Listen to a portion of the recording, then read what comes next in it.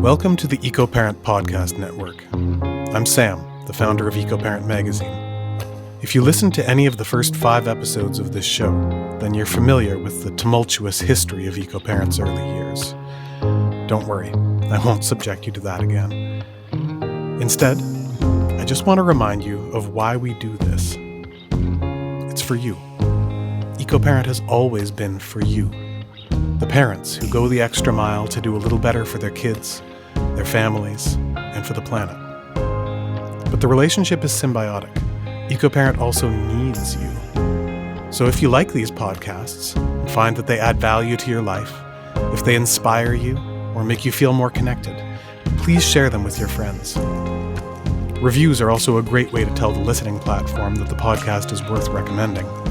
So, if you're not busy driving a kid here or there, or making supper, or any of the other awesome parent stuff that you do, please take the time to pause this recording and give it a quick review, or text it to a friend. Dad, can we record the outro? Sure. Our gut microbiome is the second brain, and with eating disorders, the gut and the brain are quite dysregulated or disrupted, and so there's a reason why, like, you're not feeding your biome well in an eating disorder. But there's a lot of studies and research now coming out where gut issues precede mental health issues, especially disordered eating. The Feeding Families podcast is all about nutrition for kids. We bring you new ideas and inspiration for your kitchen and answers to your food questions so you can overcome the very real, very frustrating food-related challenges so many parents are trying to figure out. I'm your host, Jess Sherman, family wellness educator, author, practitioner of functional and holistic nutrition, and mother. I want you to develop unwavering confidence in the choices you make every day, so let's get into Feeding Families. Welcome back, families, to the Feeding Families podcast. Today, my guest and I are going to tackle the big topic of eating disorders and disordered eating. I think it's really important for all of us parents to know the difference and also to know what to look for and know the questions to ask, to just be well educated on the topic so that we can raise healthy eaters, curious eaters, and healthy people. So I have invited my friend, Dr. Lauryn Lax, to come and join us today to talk about this because she is an expert inside and out on the topic. Thank you so much for coming, Dr. Lauryn. Oh, I'm so excited to be here with you, Jess, and talking about a very tough topic, I know, but one that is very near and dear to my heart as well. And so just really excited that you invited me on to tackle this with you. Yeah, I'm thrilled that you're so open about your own story and how you help families through this. So let me just read a little bit about you to introduce you, and then we'll dive into this conversation. So Dr. Lauryn is a former TV news journalist, gone health detective, who helps clients worldwide take their health back into their own hands. She's a doctor of occupational therapy. She's a clinical nutritionist, and she's a functional medicine practitioner. And her work is inspired by over 20 plus years of clinical and personal experience, specializing in gut health, hormone imbalances, toxic mold recovery, and disordered eating. She's the author of 8 books, and her personal story has been featured on ABC, Good Morning America, CBS, and USA Today. So like I say, thank you for sharing your story, because it is not easy to talk about a history of disordered eating, but you do it with beauty and grace. Thank you for that. Thank you. Yeah, it's crazy actually today because it feels like literally telling a story. It like a different person that I was then than I am now, and I'm very much. It's just crazy because it's for so long thought like I didn't know if I'd live to where I am today. I was just told by so many doctors that I may not, but it's just like telling the story of a different person because of how much change has happened, good change in my life since that time. Yeah. Yeah. I think as a parent, it's one of the hardest things to watch your child engage in self-destructive behavior and not know how to help them. even just saying the words. I'm like, my mom instincts are just going, oh my gosh. And so I think people listening can relate to this idea that like doctors were telling you, like, you may not have a future. Like, this is a deadly disease that you went through. And when I first reached out to you, I mean, I knew that about that's this history of yours and how you're doing such brilliant work to help families and people, anybody who wants to heal from the inside out, do so. I first reached out to you asking if you would talk about red flags for parents to be aware of that their kids might be developing disordered eating. And so I want to get into that. The back to school struggle is real, but it doesn't have to be. I'm Dr. Owen Wiseman with some tips on how Avogel can help. As little ones prep for their return to class, every parent has the same goals: protect their kids from viral infections and arm them with the tools to perform their best. Avogel's Echinoforce Jr. has been clinically proven to significantly reduce colds, flu, pneumonia, bronchitis, and the need for antibiotics in kids ages 2+. When your tots are healthy, they're able to focus better and concentrate on their learning. The best part is that kids will love the chewable tab's natural orange flavor, minus the sugar. Avogel Echinoforce Jr., both kid and mom approved. Also available in adult formats at health food stores and pharmacies. Can you tell us the parts of your story that you think would be helpful to share about your own experience, how you slid into this, how you climbed out of it? Yeah, definitely. I can give you a synopsis of that. So I, grew up in a family that was very loving and just such an environment, like a great childhood, just very happy-go-lucky kid.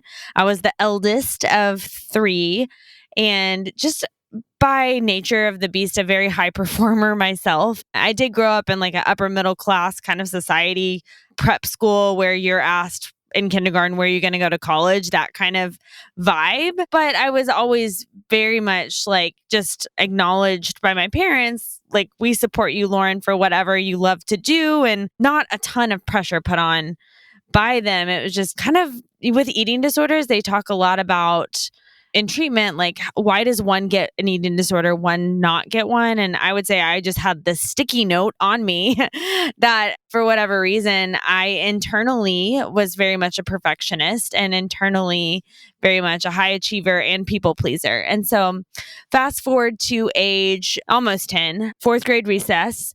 And just imagine you're standing at recess, frizzy hair with a pink bow that your mom made you wear, and all you want to do is fit in.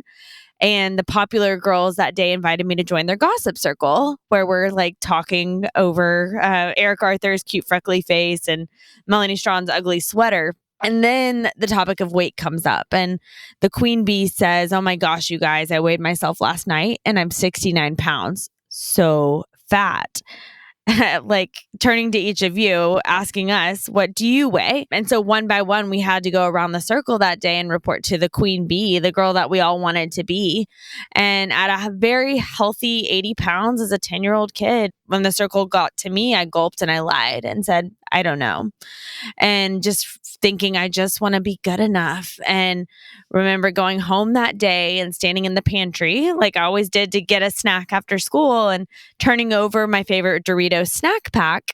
And I began learning a whole new language, which is fat grams and calories. And at age 10, my life path took a sharp turn. And from there, just went into I want to be healthy and look like this girl, and so I want to lose weight kind of mentality. Knew nothing about what eating disorders were. I just began, though, this trajectory of trying to get healthier and cutting out my kid junk foods, learning that new language of fat grams, calories, sugar, etc. And about 6 months in, it was just like game, set, match, and something else took over my mind, and I began to operate onto a new trajectory of just like, man, day in and day out, really struggling with fueling my body appropriately, over exercising, etc. And my parents really caught on about that 6 months in to my new diet and lifestyle. Took me to the pediatrician for a general checkup, and I had lost about 10 pounds. And that was when the doctor said, I don't know what's going on. This is not kind of normal. And I developed some like anemia, and they thought maybe mono, just my body was not healthy and what's going on. So long story short, kind of got triaged into the eating disorder world through a specialist that he referred me out to. And really from there, I would spend the next 15 years of my life in and out of treatment centers and hospitals, and really accumulated 4 years total of my life spent, I can't say behind bars and quotes, where the typical treatment was Pop-Tarts, pizza, and Prozac, a lot of times like treating the symptoms of anorexia. And so at that age and just teenage years as well, like I would say I was not a drinker or like a partier. My eating disorder was kind of my independence.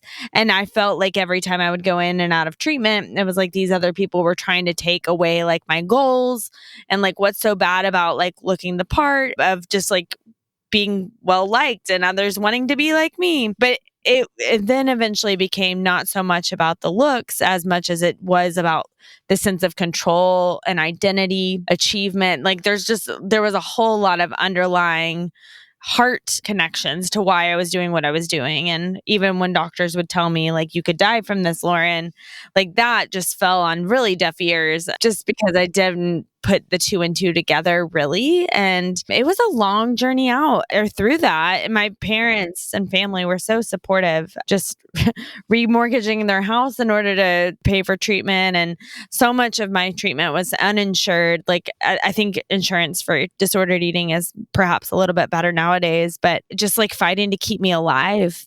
I want to pick up on a few things that you said. I think I'm seeing this kind of break up into two sections. One is like you described kind of slipping into this situation. There's actually 3 different sections. Then there's the experiencing of the situation, and then there's the climbing out of it, and how you eventually did that. So can we just pull apart the slippery slope that got you into this from the perspective of, parents who are concerned about their kids and kind of wondering, like getting curious, be like, I wonder if this is normal. I wonder if this is something we need to be concerned about. I wonder if we should be seeking help, because it sounds to me like it happened quite quickly for you. Mm-hmm. Right? Is that the case? Yeah, it was very quickly. It's without even recognizing what was happening for myself. I fell into this whole new way of thinking and operating. Is there anything that you see now that you kind of see like, that was a real red flag that I was at risk for going down this slope? I think there are definitely a lot of seeds in my childhood, even that like looking back on it now, I've kind of been able to understand and process. So for number one, I like grew up with a lot of gut issues. I felt at war with my body early on, or like my body was at war with me. So a lot of constipation, bloating as a kid. And I think just like a lot of like body shame in that way without even recognizing I had shame about it, but just like unrest with my body. And so, really never being guided on like how to feel good, like from the inside out. In that regard, like I just was the kid that or popped the Tums with every meal my mom would give me, or a Lauryn for dessert, prune juice, something like that. So physically, and just knowing what I know now about the brain gut connection, there was a lot of underpinnings, I think, happening. Our gut microbiome is the second brain. And with eating disorders, the gut and the brain are quite dysregulated or disrupted. And so there's a reason why, like you're not feeding your biome well in an eating disorder. But there's a lot of studies and research now coming out where gut issues precede mental health issues, especially disordered eating. Well, then you get stuck in this vicious cycle, right? Because the disordered eating then feeds the dysregulated microbiome, which then prevents healing, which then, feeds the disease. So you get in this cyclical thing. And I wonder if that's probably why the relapse rate, one of the reasons why the relapse rate with eating disorders is so high. Oh, yeah. Or the just non-recovery rate, like full recovery rates. I want to say it's like 60%, maybe 70% will never fully or just don't recover right now until they've gone through my programs. Now I can get them on the other side. Sure. Yeah. Well, until they figure out the biology of it, right? Because this is still really treated as a mental health issue. Whereas what you are focusing on is that it's biology that's driving this as well, which is nutrient imbalances and gut ecosystem issues and those sorts of things that maybe predisposed you to this. that you didn't even know. Definitely. So that would be the physiological. And then like on the mental emotional, there's several things looking back to like red flags, maybe that preceded. So I was a dancer growing up and just did like tap, jazz, ballet, like all the things like a lot of little girls do. I wasn't like super intense into the ballet world necessarily, but I do remember at age 8, my dance teacher telling me to suck in my tummy and teaching our whole class how to do crunches. And looking back, I think she probably had her own eating issues as well. But just like little things like that happening, just comparison. My best friend telling me like, oh, I'm drinking Diet Coke because it makes you lose weight. And like just these little messages that started getting embedded early on from a cultural perspective. And kids are sponges. I remember my mom making a comment about her body, not about my body. And she had a pretty healthy relationship with her body. But I just remember her talking about like her legs and not liking that they were bigger than her upper body. And so thinking like, oh, well, little girls look like their moms, and that means I maybe shouldn't like my legs too. So yeah, I would say just like there were a lot of embedded messages in that way. And then number 3 would be some of the other work that I've been doing a ton, like we were talking about brain gut connection, but just like the brain connection to like the limbic system and like mini traumas is what we would call them, or conflicts. But I've been kind of doing a lot of work within German New Medicine, which is the study of like how significant stressors usually precede the onset of illness or disease in the body. And those stressors are specific conflicts that then correlate with specific diseases. So anorexia is an indigestible conflict one would face, like not being able to swallow something or digest something fully. And thinking back to that 4th grade day at recess and being told, basically, Lauren, you're 10 pounds heavier than me. Haha. Not being able to digest, not being good enough. And the reason why or how trauma sits in the body is when we do not process it. And at age 10, that's not something I came home and like talked to my mom about. I just like was trying to process this on my own and just seeing the manifestation with that disease presentation, it just really has made a lot of sense. And this can correlate for all sorts of diseases or imbalances in the body that become chronic issues. The body naturally has the tools to heal and thrive when given the right tools, or rather, it has the resources and capacity to do that. And the only reason chronic illness persists or chronic disease is when it doesn't have those right tools or like unresolved imbalances, such as what I'm talking about right now. Yeah. No, I definitely agree with you with that. I find if you can liberate the resources, give the body what it needs, it will do what it knows to do, which is to grow and thrive and learn. And do you think this is maybe why that perfectionist tendency, that overachiever type person, I mean, this is often seen as a red flag for disordered eating. Is that still the case? Call it a type A personality is very common, at least within, I would say like, anorexia, bulimia, binge eating, they can be a little bit different within the classic anorexia. And then the onset of some bulimia, I would say like number 1, like being the hardest on yourself for any type of disordered eating, or like kind of like self-devaluation in a way that occurs with disordered eating, being your own worst critic. And I think that can kind of go a lot of times aligned with like that type A personality or that high achiever. So if parents are listening to this and see this in their child, that they are perfectionists, they're overachiever, they're really hard on themselves, they might be starting some funny language or disconcerting language around image or fitting in and things like that, what kind of advice would you have for them to try to stave off this slippery slope? Yeah. I mean, I think number 1 is just reaffirming them of their worth outside of like what they look like. I think in our culture, little girls are oftentimes like told like, you're so pretty or beautiful. And then little boys, like, you're so big and strong. Like we talk a lot physically to them, but not always like just affirming them of like who they are, like their character, like that was so kind of you, or that you are such a thoughtful person, or you are capable of anything you put your mind to. Yeah, because like you said, reassuring them that they are pretty or that they are not overweight, it falls on deaf ears, right? They kind of describe that like, I know you're telling me that I could actually die from this and that I need to eat, but I'm not hearing that. Right? It falls on deaf ears when you don't want to hear it. Yeah, exactly. Yeah. So I think just like the affirmation piece for sure is huge. And I think education too, to a degree, like within the food context, guiding them and around family meals, or just kind of connecting with their body and how they feel and how they're nourishing their body, versus like I grew up in a home where I was often told what to do, like as far as you have to finish all your milk, Lauryn, or you need to make a happy plate, but I was never really guided on like why.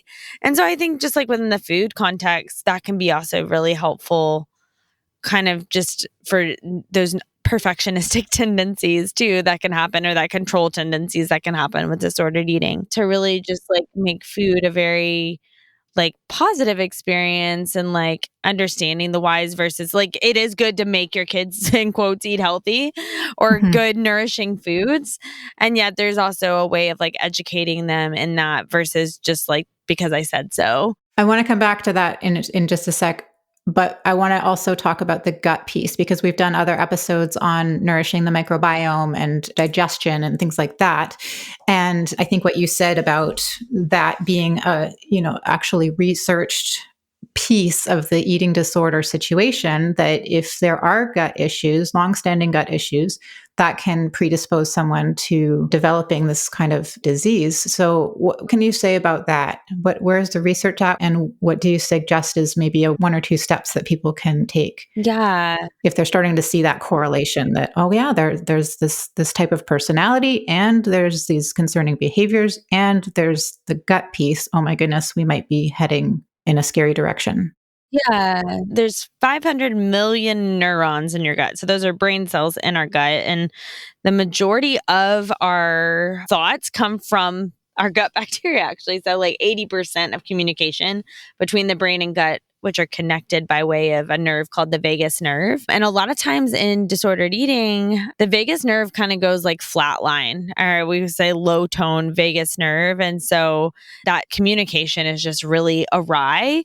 And this can also result in a lot of like constipation and bloating for the individual as well, because motility is not working smoothly. The vagus nerve is what operates digestion altogether. And then serotonin, which is our feel-good brain chemicals, like really what makes us feel good, 95% of that is produced in our gut. And so a lot of times, like individuals with disordered eating or in treatment are given like SSRI drugs, like serotonin uptake, because there is like this suppression in serotonin, like question mark why?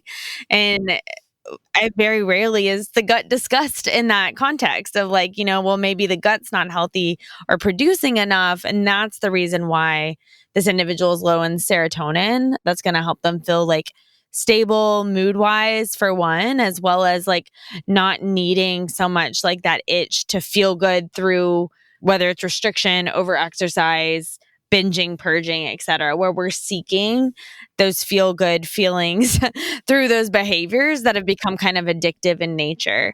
And so I think the gut piece has to be part, like early on, like just good gut health and habits for helping your kids develop a healthy gut would be things like making sure they're chewing their food really well. And obviously the types of foods that we eat, like just a nourishing diet is going to build a healthier biome altogether. There's so many ways to improve the gut microbiome, and like fermented foods and probiotics, and making sure they are getting their fiber, sleep, like the lifestyle habits that are healthy habits, I'm sure you discuss as well. But if the individual has gut issues, like, and it seems like there is just red flags of the dieting piece as well, or some of that just like disordered eating mentality coming into place, I think the earlier the better, that the gut can be part of treatment and restoration. And whether it's working with a functional practitioner or a practitioner that can do a little bit of gut microbiome testing. Typically what I see is dysbiosis. We would call it imbalanced gut microbiota. Some certain herbs and probiotics can help correct pretty easily, as well as the diet as well. But I do think it is a bigger piece to the puzzle of disordered eating, both preceding it and for the healing aspect, that is completely overlooked. Yeah. Yeah. Because again, you get stuck in this vicious cycle where you've got this dysregulated microbiome. So you're not digesting your food very well. And so you've got hormones go all off because you're not digesting your food very well. So you're not hungry. So you stop eating. And so, then you don't have the protein to create the building blocks. So you get, again, this cycle of just chaos, right? And I think that's why we can see kids go down the slippery slope pretty quickly, because it's a very vicious cycle. So just sort of the take home, I think of that is just, there are predisposing character traits that are just commonly, set some kids up for this sort of situation. But then there are physiological traits as well, one of them being digestive troubles. So if there has always, been bloating and constipation, diarrhea, or just, feeling off in the tummy, that's definitely a red flag. But I think we also know that trouble in the digestive system doesn't always look like digestive symptoms, right? So just for people to be aware of that as well. Doing some stool testing, I think, would be a really good first start for people. Hey parents, this episode of the Feeding Families podcast is being brought to you by the Canadian School of Natural Nutrition. Are you aspiring to start a career in holistic nutrition? Looking to achieve optimal health and well-being and help others do the same? CSNN's Natural Nutrition Diploma program can help you gain a well-rounded understanding of scientific, holistic, and practical applications of natural nutrition. Earn your diploma, professional designation, and title, and join the over 11,000 graduates worldwide. The comprehensive science-based curriculum provides a strong foundation for a career in the holistic nutrition industry. Learn how to create individualized health support programs for clients. With part-time and full-time schedules and flexible learning formats, including live online classes, there's something for everyone looking to improve their overall health and well-being with holistic nutrition. There are multiple CSNN branches across Canada, plus online distance education options. Learn more at csnn.ca/holistic-family or follow the links in the show notes. So let's go back to the whole education piece and helping our kids develop a healthy relationship to food and setting up a healthy food environment in our homes. What would be your advice to parents who have kids who might be sliding down the slope? They're maybe a little bit concerned and they just start to be really selective. Like, let's say they want to become vegetarian or they want to become vegan, or all of a sudden they decide, no, I don't eat certain things. And they're starting to really exert some control over what they put in their mouth. And parents are kind of concerned about this behavior. What do you think would be a good kind of proactive, constructive way to deal with that? Yeah. Food is such an independence thing, and can be just a sign of autonomy of whatever the kid's age is. And I worked in the occupational therapy clinics with a lot of sensory processing kids, even with like funky relationships with food, picky eating. I think definitely exploring like kind of what is their why and just being curious with them, like around their food choices. If they are starting to exert, like, I'm going to go whatever, I don't eat meat anymore, etc. Like understanding and having a conversation with them just around like, for what purpose? And yeah, I think asking questions like, for what purpose or for what intention do you think that you want to do that? And kind of just understanding their why and getting them to process that a little bit too. If there is like, well, so-and-so told me that I need to do this because XYZ and like lose weight or whatever, then I mean, just gathering the information there. I think modeling is huge, just from the parent's perspective, as well as like modeling a healthy relationship with food. And like, I've worked with many clients over the years that came from families that parents had a very dysfunctional relationship with food themselves. Mhm. So it was very challenging for the client, especially in their recovery of like, I'm trying to have balance, but my dad is on his third cleanse of the year kind of thing right now, and everyone can eat differently.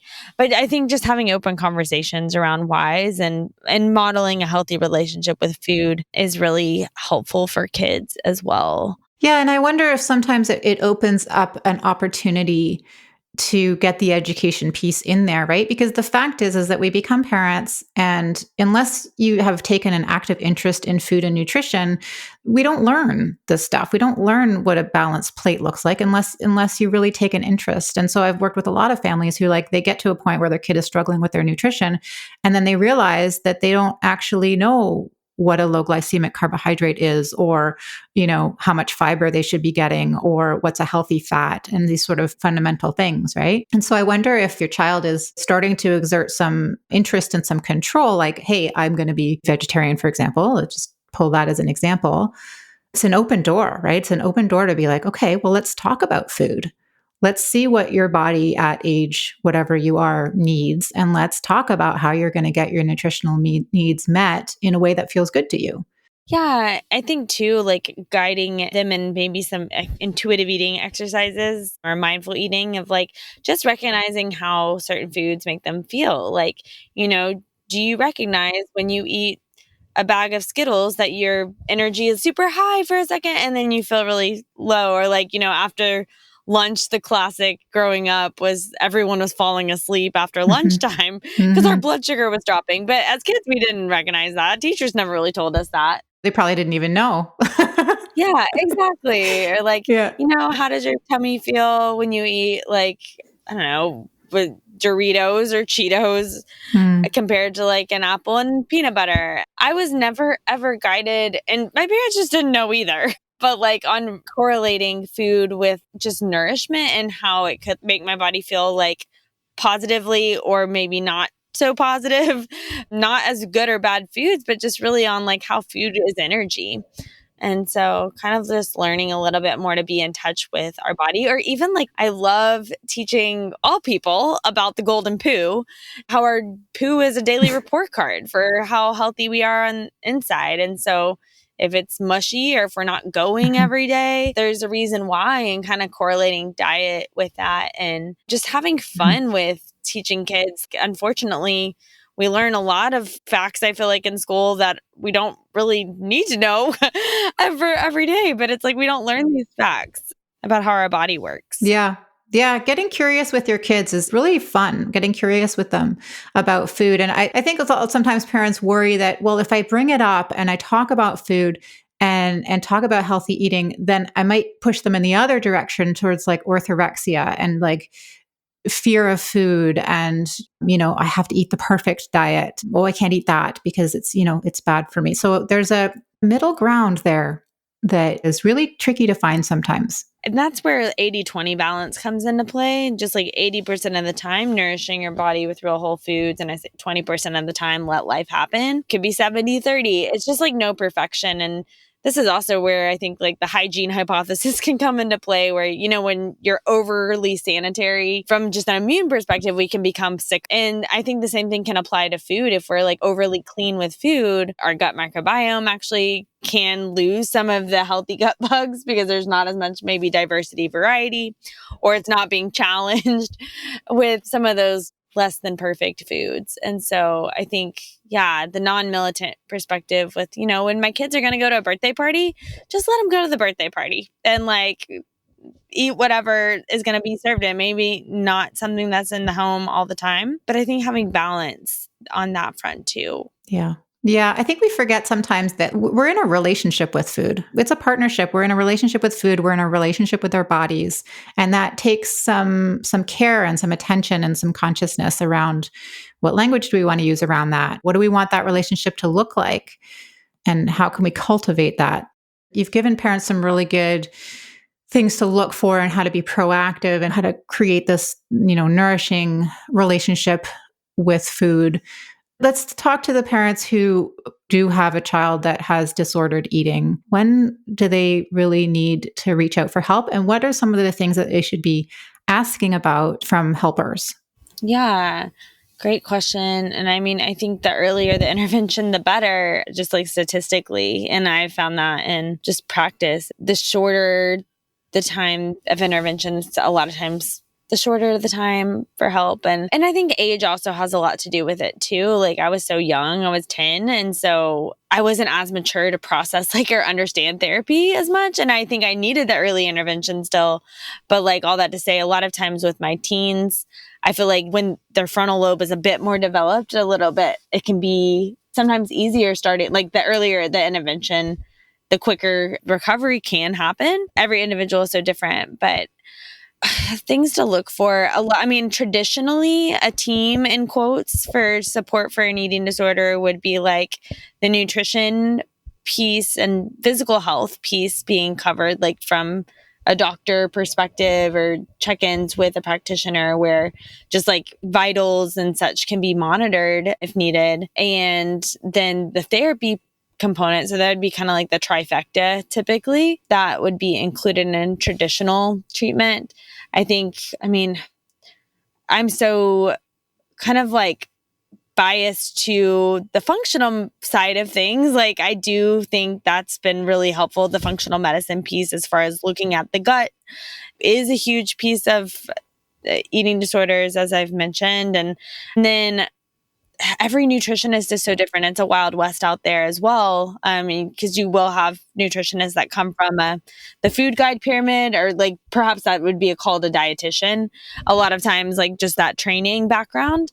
And then you have like kind of this more just like holistic approach that I'm kind of talking about right now, like the 80-20 balance, like teaching kids about nourishing their bodies with real whole foods, and also like not being perfect around being food neutral, I guess. I just think the nutritionist piece is very much a wild west because there's no like one size fits all approach either for every individual. So it may be kind of like interviewing individuals or like having a session or two to find a good fit for your family. I think regardless of the specialty, it's like finding someone that does have some experience with eating disorders or that overtly can talk shop. That is fewer and farther between, but I think that being one of the stipulations if you are going to seek support would be someone that is well versed in that. And I found a lot of like the calorie tracking and then macronutrient tracking, like that was actually kind of fed a lot of my eating disorder more than it helped me. And so I'm not a big numbers person. And I think a lot of individuals with eating disorders can get very militant about like numbers and timing, and like timing meaning like, you know, I have to eat at noon and then I have to eat at 3, and like very like just stickler because we're so good at being rigid. So I would say kind of veering away from that type of approach. I've not been through treatment myself, but for folks that I've worked with and stories that I hear, that there's often a real urgency to get calories in, feeding therapy. I mean, correct me if I'm wrong because you've been through it, versus getting the nutrients in, right? I've had some clients just focusing on, well, I'm just doing it for the calories because that's what I was told to do. But if you have a micronutrient deficiency, then there's still a root issue going on with the neurotransmitters are not going to have the building blocks. And like you say, the gut piece is huge. But just from a food and feeding perspective, am I kind of out to lunch on that, or is that sort of what's happening? No, I mean, out to lunch. No pun intended. Yes. I mean, it just really depends on where the individual is coming from as far as like, are they in a fight or flight, like way underweight? Like, when I was 23 years old and at 79 pounds, there was definitely an approach of just getting the nutrients in, and looking back, like they were trying to save my life. And I see that as well. And then I think sometimes within a treatment perspective, a lot of times treatments are guided by insurance companies. And so a lot of times it's just like trying to get them out as fast because they're on the insurance's dime. And I think I see that and why that happens as well, where the nutrition piece that we're just talking about in the inpatient setting at least is kind of like an aside. I don't ever remember actually learning nutrition in treatment, which is crazy to think about. Like we had maybe a nutrition group, and I think we talked about like just very basic food guide pyramid stuff. Like this is a protein, this is a carb, like stuff that we would learn in school, but not so much about like nourishing my body with nutrients. And so I think the context is definitely a little bit different, and the type of professional that you work with as far as that food approach of getting calories in. Ironically, looking back on it, I feel like a lot of individuals, at least with the background of the anorexia, that are having to do a high meal plan is what we may call it in treatment, like eating 4,000 calories a day. A lot of times these patients will go hypermetabolic, meaning like their metabolism speeds up more the more like you put in. But I do think it's because of the quality of the foods and the microbiome is not being addressed. And so it's kind of like you have this hollow leg. You're eating food, but not absorbing it. And there's just so much stress, and like cortisol is a whole nother system that I will work with, like HPA axis. So we call that. So the stress is heightened. So you're just not absorbing the food. So it just makes the nutritionist keep jacking up the meal plan because the patient's not absorbing it and they're going hypermetabolic. Whereas if they would have like take a slow down approach a little bit and like focus on restoring the microbiome, calming down that HPA axis, and this would be through lifestyle, nutrition, and perhaps some helpful supplemental interventions. I don't think that hypermetabolic phase would be as like long lasting as it is sometimes in treatment. And the patient's going to just heal holistically versus just like kind of band-aiding it, their symptoms with like, you know, the girl with anorexia, feed her the Pop-Tarts and the pizza, kind of like we do with the diet mentality, just in general American diet culture. It's like calories in versus calories out. So move more, eat less, and you're going to lose weight, right? But we know 99% of all diets fail with this approach. And why? Because we're not addressing some of those underlying systems physiologically as well as mentally, emotionally as well. So I want to just kind of recap some of the things, because when it comes to eating disorders as a disease, it's pretty clear in the statistics and in everybody's experience that it is easier to prevent than it is to treat. Am I right? Yeah, I think it's just so unique. It's a difficult one to treat. I mean, relapse rate is really high. You get to this point of urgency where it's like, Yeah. you know, we need to get stuff in you. You get, you know, tube feeding and things like that. It's really, well, you correct me if I'm wrong. Oh yeah. No, I think you're accurate. I think it's like statistically too, 75% of the population will struggle with some sort of disordered eating, maybe not a full on blown eating disorder. So I just think it's so rampant in our culture today. I mean, there's so many fad diets nowadays too, but I think you're accurate to the magnitude of a full-blown eating disorder. Yes, much easier to prevent than to treat. So if people are listening to this and they think, you know, their child either has like an advanced disordered eating situation or a full-blown eating disorder, the advice that I'm hearing from you is make use of the resources that are available to you.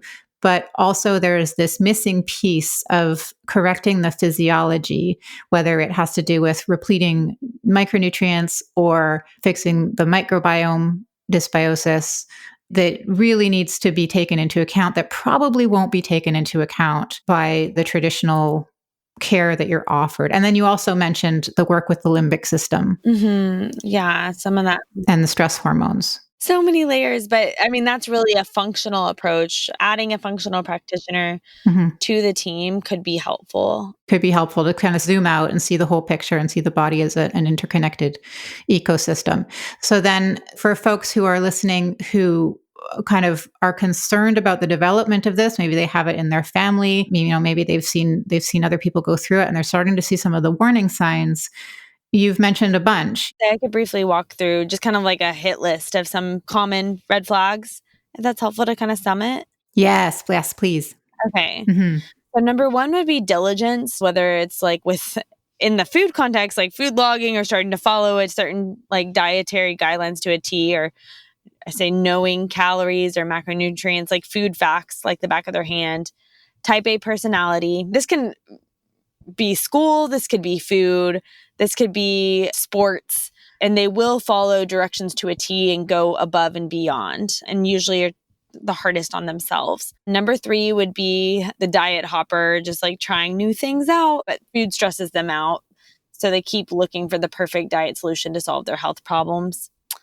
Number 4 would be anxiety, easily anxious or stressed, especially around meals. Like I used to become really like weepy when I was developing my eating disorder. I would just cry around meal times, or like my mom would pack something or suggest something in my lunchbox I didn't want. So it started becoming more emotional around food. This anxiety or stress could also play out in like eating out at restaurants or travel, wanting to eat the same thing for every meal, or just becoming just more fixated. And then when they don't have that usual same thing, more stressed. Number 5 would be insatiable hunger, or like never satisfied. Like reporting always feeling hungry or never feeling satisfied, or simply not enjoying food. And I see that a lot of times more so in the binge eating and bulimia. Number 6 would be struggling to follow a plan.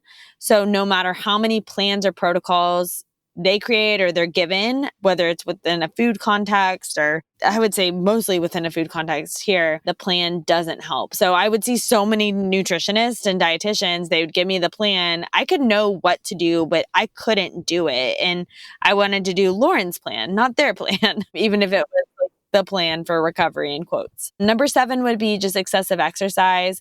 Working out a lot, can't miss. Like as a kid, for me, this looked like I would run laps and laps and laps around my neighborhood and just say I was like trying to get fitter for basketball or soccer, which I was trying to, but it's just like for another purpose. It got to the point where I was exercising like in the shower or running upstairs or running everywhere I went, like from point A to point B as a kid. I was just trying to like burn. Number 9 would be food attachment. So like having comfort foods they can't give up, even if the foods don't make them feel great. Or this could be just kind of going back to eating the same things for breakfast, or this is the only thing I can eat, or lunch, etc. Number 10 would be binge eating, even on healthy foods. So it doesn't have to just be like ice cream or Cheetos. Could be just anything, like trying to find that fill a void with food. And I have 3 more.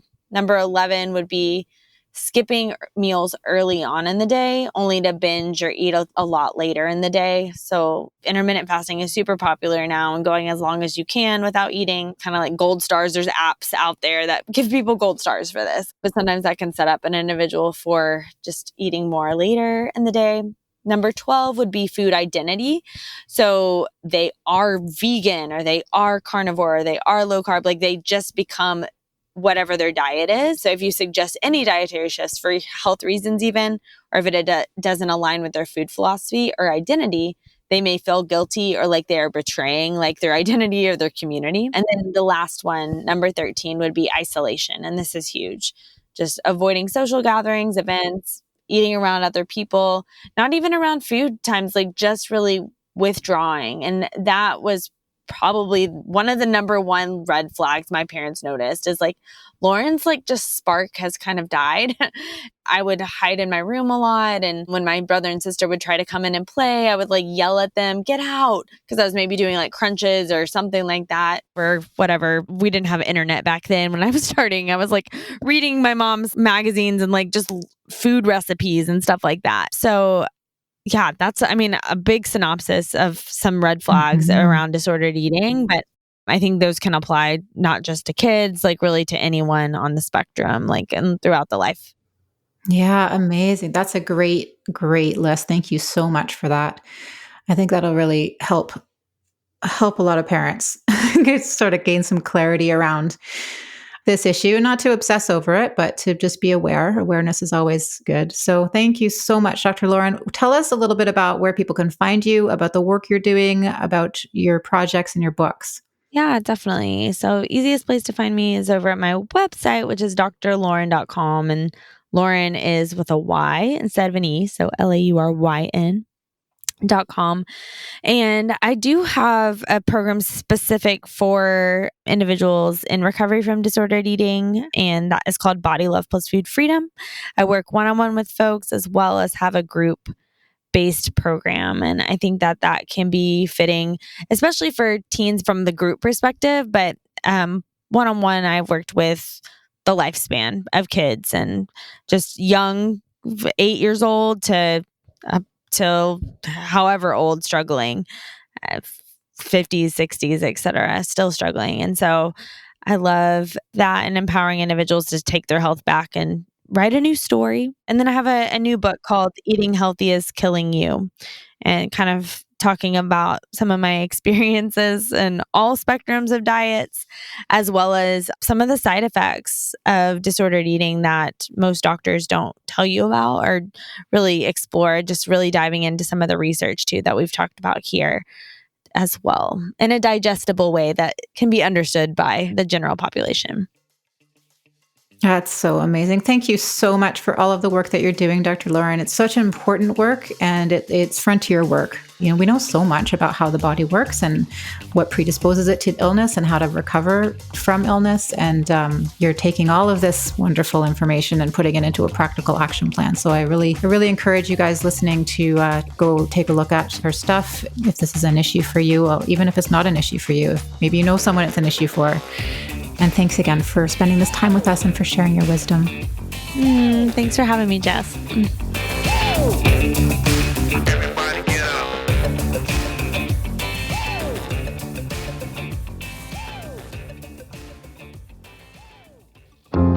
I'm Ransom, inspiration behind EcoParent magazine. I was on the cover of the first issue when I was a baby.